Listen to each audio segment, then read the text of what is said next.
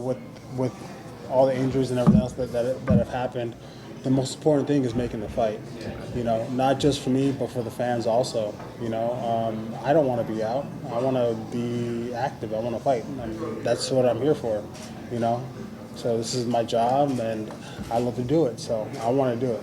You said you're going to make some changes. What do those changes entail exactly?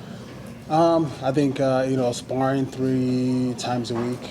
I think for me, I don't think it is as beneficial. I would say as like guys that are first coming into the sport.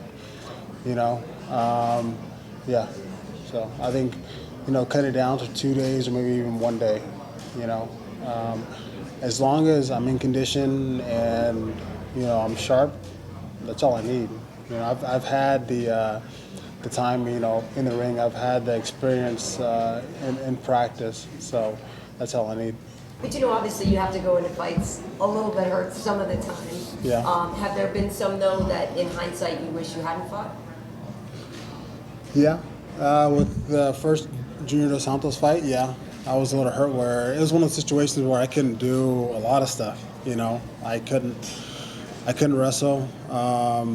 I couldn't kick either, so I was pretty much boxing and pretty much staying in one spot. I wasn't able to really move like side to side or anything else like that. So you kind of fight the way you practice, which is what I did.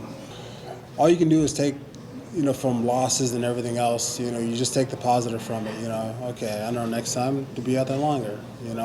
If I'm injured in a way where I can't fight the way I want to, even close.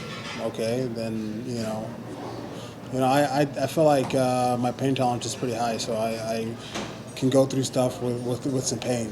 But if it's that bad where I can't even do like simple stuff, then yeah, I need to just think about things.